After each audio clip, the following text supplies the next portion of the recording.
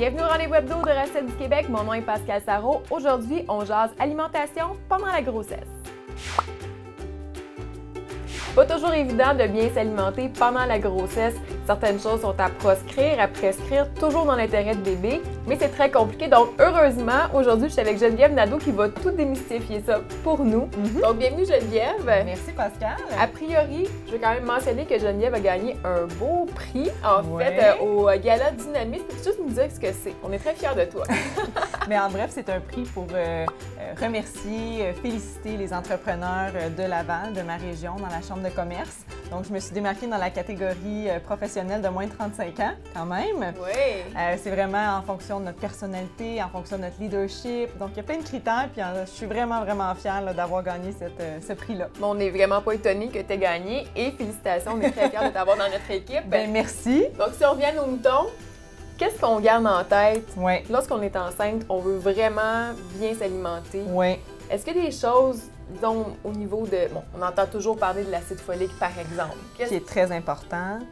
Souvent, les mamans se demandent est-ce que le supplément, c'est essentiel? Oui. Mais c'est notamment pour ça l'acide folique, le fameux Materna ou autre type de multivitamine pour les mamans, parce que l'acide folique, elle entre dans la formation du tube neural. Alors ça, c'est ce qui va former éventuellement la moelle épinière. Okay. Si on veut bien que ça se referme, que ce soit réellement un tube efficace, bien, il faut l'acide folique pour ça et c'est dès les débuts. Donc, c'est pour ça qu'on dit, même quand vous pensez devenir enceinte, prenez-le quand même. Pour préparer votre son supplément. organisme, Effectivement. faire des réserves. Mais ça, l'acide folique, est-ce que tu trouves ça aussi dans les aliments? Bien sûr, il y en a dans les aliments. Les légumes verts foncés, notamment, il y a de l'acide folique. Okay. Et les produits céréaliers, de façon générale, sont enrichis de vitamine B. Puis l'acide folique, c'est une des vitamines B. Donc, il y en a aussi dans ces aliments-là, mais pas suffisamment pour combler les besoins élevés de la femme enceinte. OK. Donc, si on parle des aliments à mettre dans notre assiette lorsqu'on est enceinte, bon là, tu parles de légumes verts foncés, mais c'est quoi les autres choses à prescrire, en fait? Il n'y a pas vraiment de règles à l'alimentation de la femme enceinte. C'est encore une fois manger varié. Puis je dirais surtout, privez-vous pas des aliments là, comme les choux, les légumes verts foncés, on en a parlé tout à l'heure, les fruits. Mettez-en plein la vue parce que votre bébé, sans que vous le sachiez, dans votre ventre, le liquide amniotique dans l'utérus, il prend le goût un peu des aliments que vous mangez. Effet surprenant, c'est ce que j'ai lu dans l'article de Geneviève, c'est que le bébé développe son goût. Oui, déjà exactement. Dans l'utérus. Il y a une mémoire gustative qui démarre dès que le bébé est dans le ventre de la maman. Évidemment, ça se poursuit quand on allaite aussi. Donc, dès qu'on est enceinte, je sais que des fois, on a des rages de sucre. Là. C'est pas grave si on en a de temps en temps, mais il faut quand même, le plus souvent possible, avoir une variété d'aliments frais puis cuisinés le plus souvent possible. Et puis, si on pense aux poissons, par exemple, le sushi, c'est très à la mode, on adore ça.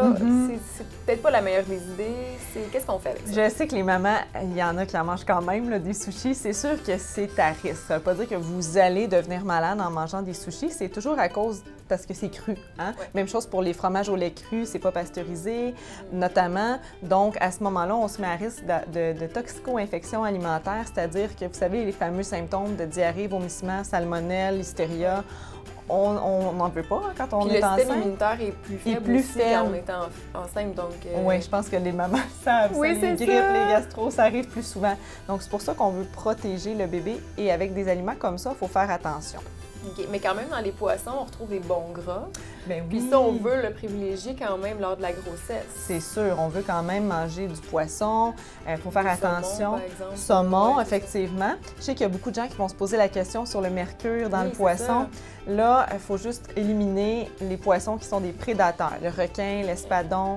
Moi, je préfère ne pas donner de quantité. Là, on ne prend pas de chance. Sinon, dans les choses à proscrire, encore une fois, si on parle du café, qu'est-ce qu'on fait avec ça? Bien, on dit qu'une femme enceinte ne devrait pas dépasser 300 mg de caféine. Puis ça, c'est autour de 2 tasses de café filtre.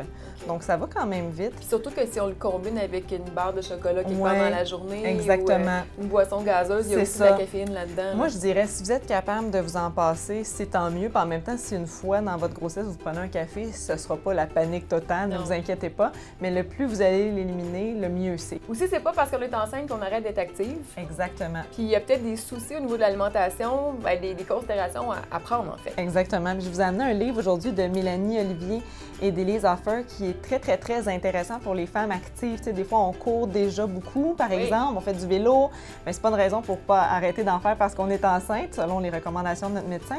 Mais dans ce livre-là, vous avez plein de trucs, justement, pour bien vous alimenter pendant la grossesse et pendant que vous êtes active en plus. Donc, c'est vraiment une bonne ressource là, que je conseille à tout le monde. Et maintenant, qu'est-ce qu'on fait avec les nausées? Est-ce que tu as un petit truc pour les femmes enceintes? De façon générale, pour les nausées, on essaie de ne pas avoir l'estomac vide. Souvent, on a mal au cœur, on ne mange pas, mais ça peut empirer le phénomène. Ouais, on est mieux de grignoter de temps à autre, puis éviter de manger et de boire en même temps parce que si on a du liquide dans l'estomac, en plus de la nourriture, bien, il y a plus de chances que ça remonte. Ça passe un peu moins bien. Oui, c'est ça. Puis il y a aussi le gingembre. Moi, je suis une fan de gingembre. On peut faire une tisane, par exemple. On peut oui, c'est ça, avec un petit peu de citron. C'est bon au goût en plus. Ou même dans une eau minérale, on peut mettre du gingembre qu'on a fraîchement haché. Ah oui, c'est bon. Ça, c'est au lieu du soda au gingembre commercial, on peut se faire ça aussi. Donc ça, c'est mes deux conseils. Que de belles idées. Donc, du gingembre pour couper les nausées, puis varier votre alimentation pour faire de votre bébé un futur foodie, peut-être. Et si vous voulez avoir des belles idées de recettes, justement, mais consultez le site, évidemment. Nous avons 15 recettes qui vous enlèveront les maux de tête dans le choix de votre alimentation pendant la grossesse. Et évidemment, la fiche technique de Geneviève pour revoir encore une fois tous ces beaux conseils.